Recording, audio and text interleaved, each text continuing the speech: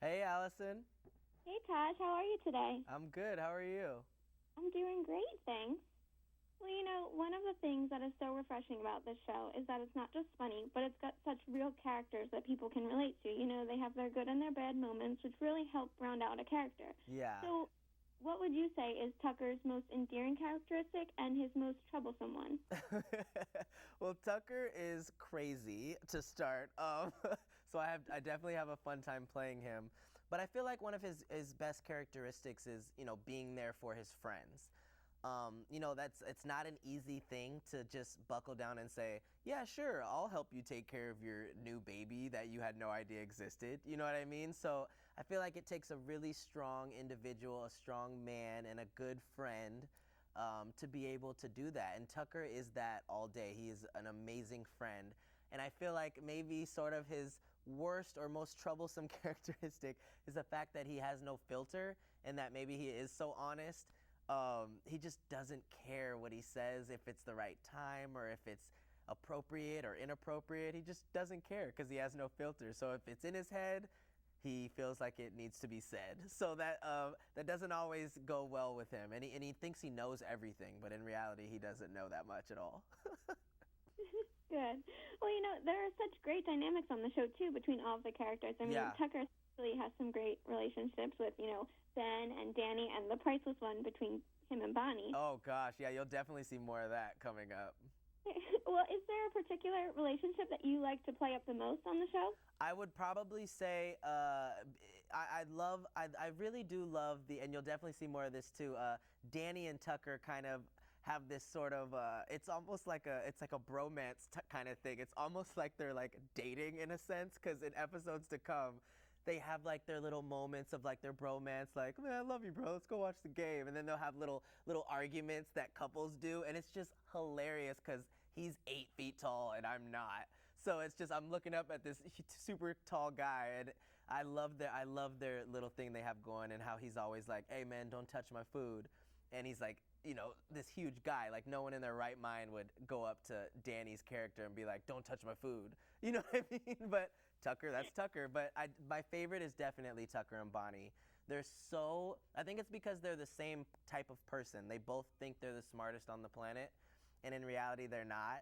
And they both want their ideas and their voice heard way too much.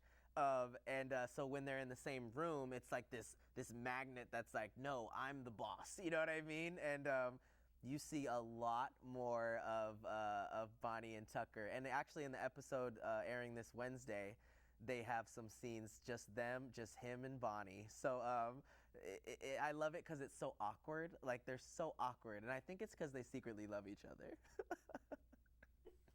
We'll look out for that. Cool. One relationship we haven't seen too much of yet is actually Tucker and Riley, who both kind of seem to complement one another in terms of what they bring to this hybrid little family. Right, right. We actually in episode 7 or 8, I think, or 9, you definitely see more of Tucker and Riley, and their relationship. So, and me and Chelsea and I were really excited about that because, like you said, it does seem like they would complement. And that's episode is very funny. So, yeah, definitely they'll have some scenes coming up together. Cool. And Tucker has his own life going on too outside of these dynamics, and Yeah. we've definitely gotten a feel for his, interesting relationship with his girlfriend. Yeah, him and Vanessa, man, that's an interesting one. You'll get more info on that very soon. Yeah. Good. So we will continue to sort of delve deeper into his personal life. Oh yeah, oh yeah. You'll see all aspects of Tucker. Yeah, yeah. It's coming up very soon, and you'll see his job very soon as well. Not in the first 10 episodes, but definitely after that. Oh, great. And, speaking of all aspects of Tucker, I heard that there may or may not be a dance battle coming up. There is a dance battle. Tucker, it's a great episode because I believe it's episode 7. Up until that point, you have only seen Ben and Tucker as these amazing best friends who like never have an argument, really, like a serious argument. And it was a fun episode to do because you finally get that realism of that happens in friendships, and Tucker and Ben like the same girl. So they end up having a little dance battle in a club. So to see who's gonna take it all.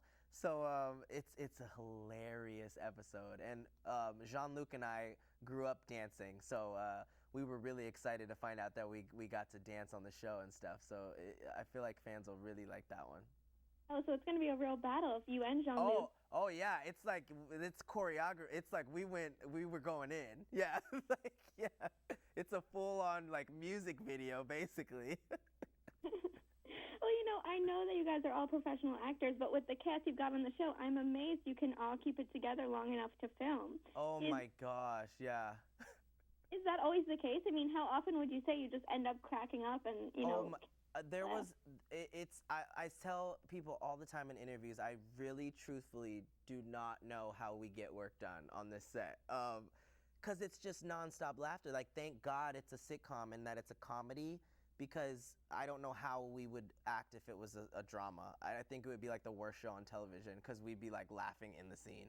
But like, it's always fun. It's very light on set, and it gets even worse when we have the audience on Friday night, because you feed into their laughing and you talk to them in between takes and stuff. And Jean-Luc and I are probably the worst together. We just look at each other and start dying laughing, because we have all these inside jokes, and like I'll just like we can read what each other is thinking like in our faces. So we have a blast. We're laughing all the time.